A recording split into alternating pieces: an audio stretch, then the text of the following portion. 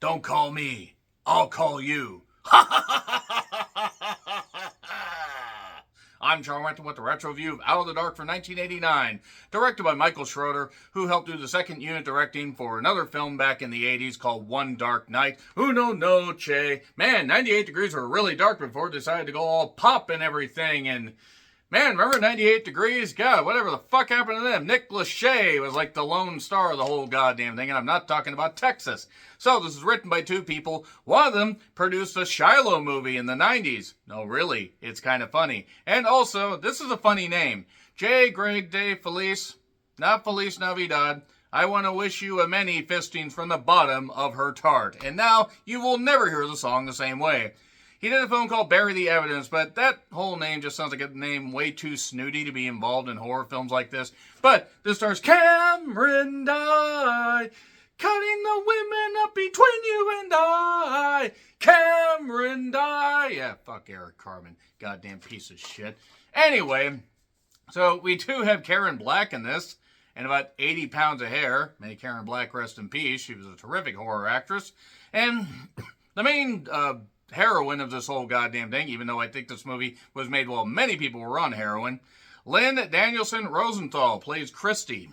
And there is a killer wearing a clown mask, nicknamed Dr. Bobo, that is killing women that work for a phone sex line operation thing. Yeah, that's pretty much it.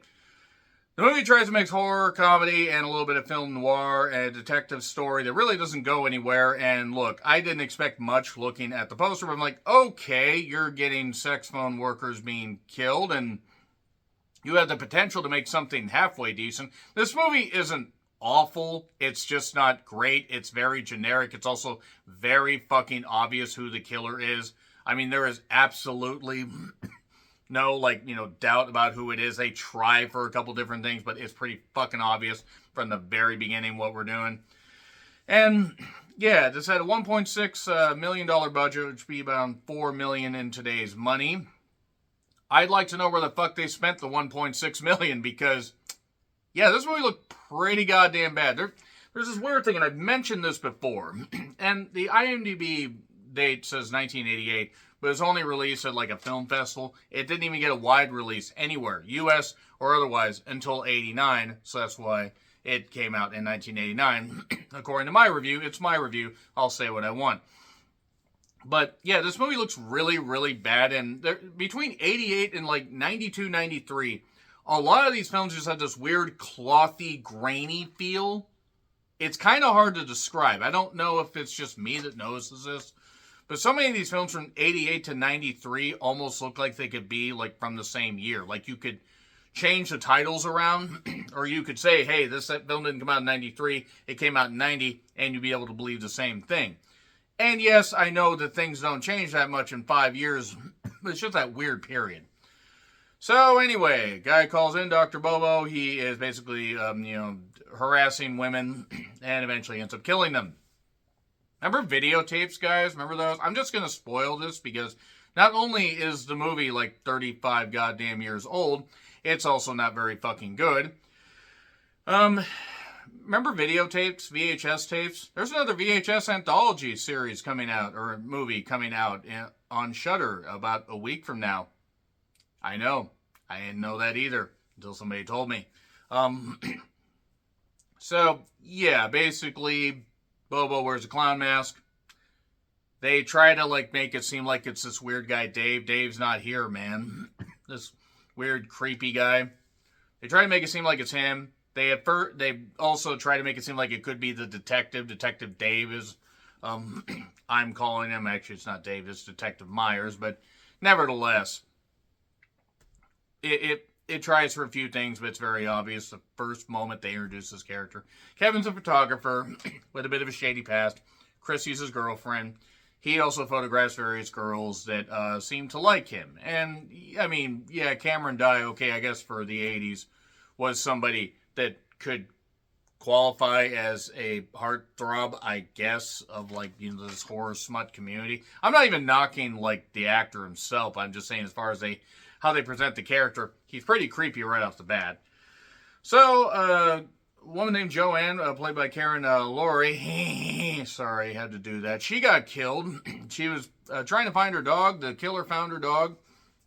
They played some catch and release, and then, pretending to throw baseball, and then she says, "Oh, you're out," and then he hits her in the head. "No, you're out." And I first wrote, "I bet Kevin is the killer," and I was right. It was Kevin. It was Kevin. It's like an Eyes of Laura Mars situation. That's another retro view I may do, even though I pretty much spoiled it. But if you've not seen that movie, it's very obvious who it is, even though it's pretty damn good. I believe it's Faye Dunaway and Tommy Lee Jones. I think Faye Dunaway is the star of that. Nevertheless, the character of Barbara would be hard to resist. She was attractive. I mean, probably still is. I'm just saying as far as in this movie. So, two detectives are doing this investigation. And Detective Myers is a bad cop. So, whatever. Frank is his name. Not TV's Frank. The scooters of the 80s, back when you could just, ride around, even in a monsoon. Will you be serious? That rain, that was a lot of fucking rain. I don't know if it was actually filmed in LA or if it was filmed in Canada, but nevertheless. Yeah, we just get more killings. It doesn't really fucking matter. The one creative kill he does to Barbara, and Barbara seems like she's creeped out by Dave, which, to be fair, the guy playing Dave pulls off the creepy vibe well. But he hits her car, he hits her scooter with his car, and races her into this hood, or into the hood of this vehicle, in this yard that just seemingly is right outside really just right outside this apartment complex. No location scouting was done at all. It's like, boom, we're just over here. We're over here now. But he runs her over the hood and she flips into the field. And okay, that was kind of neat. And then he sort of chokes her out with a hose, except he wasn't really choking her. But before that, Mexican guy, kind of looked like Carl from Aqua Teen Hunger Force, got killed with a shovel. The hose death didn't look very good. That's where he said, "Don't call me, I'll call you." And then the detectives, especially Detective Myers, they're assuming that, or he's assuming that Kevin is the killer, and says, "Oh, Barbara's, been killed. She's dead." Well, that's usually what happens, after a murder. I don't know why that line made me laugh, but it did. The 80s computer tech was insanely dated. It was dated even by 93. Nevertheless, Kevin, basically ended up having a bit of a shady past. There's a guy named Dennis, that was his old boss. Kevin had some charge with an ex-girlfriend that may or may not have been a minor. They kind of skip over that part. Christy is kind of an idiot for not seeing all this stuff.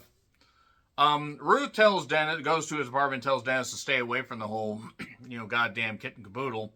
And they decide to use new girl, Camille, to to sit in her house and get him to come to the office so he can be arrested. But he likes them young, which that right there tells, and no, that's creepy, by the way, but basically tells that it's Kevin. I mean, it's pretty obvious. And yeah, he gets in her apartment very easily. Apparently, he was just able to teleport. So he kills her while every cop is at the goddamn phone sex place, which, by the way, consists of a few rooms. I mean, I know it's only $1.6 million budget, but seriously, you couldn't afford to have rented a little bit more space.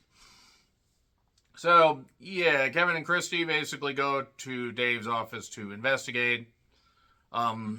There's a guy named, there's a guy that is dressed like a Freddy Krueger janitor, which kind of made me laugh. I think this movie should have been emulated like him.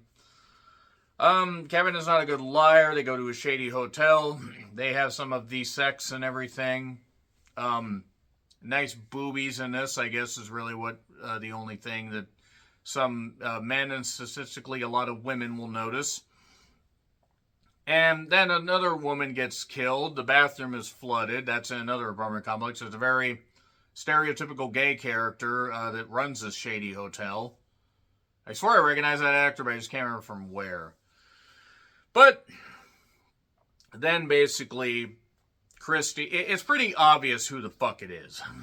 There's one point in the phone call that Kevin made to Camille or Camille, however the fuck you say her goddamn name, where he had cut off a woman's nipples and they were sitting in his office, or sitting in his filing cabinet under N for no tits. I don't think that line played out like they thought it would, or at least as well. Chrissy is reading out of Africa, but don't worry, there's more in the trunk. And she goes to Dave's office again. She finds the evidence, but Dave's like, I wish I had done it, but no, I didn't. He gets hit by a car running out into the street, but Kevin, meanwhile, was in the police station, but now he's free to do what he wants, like take Christy to a remote cabin and try to kill her. He used to be a clown. Then he implied people in the circus died. Probably he killed them all. You have to kill me. I can't take this anymore. And this is stupid. He had her a loaded gun, by the way, which is even more hilarious. And she ends up shooting him a few times. But then he rises back up from the dead. She's calling Detective Myers. He's on vacation. And suddenly, Kevin's about to kill her. Why is Kevin doing this? Because all these women are the same. Totally all over the goddamn map here, by the way. And then suddenly, somebody shows up with a shotgun and blasts Kevin through the gun. After being shot a few times, he's blasted through the window with a couple shotgun blasts and he's dead. It's Detective Myers. Thought you were on vacation. I am now. That's Out of the Dark. Not to be confused with Out of the Darkness, which had decent production values. Yeah, no, this wasn't very good. I'm doing it for Horror Movie Month, which I'm extending from September all the way through October. Actually, every month is Horror Movie Month, because then I can watch stuff like this and wonder what the fuck they were thinking. Karen Black just was like totally gone, by the way. Anyway, so yeah, she was the biggest actress in this whole thing. May she rest in peace. May this movie rest in peace. May I never watch it again. Agree, disagree with what I said? Like, share, subscribe, Twitter handle, and my letterbox handle in the description. I'm John Retlin. I'll see you soon.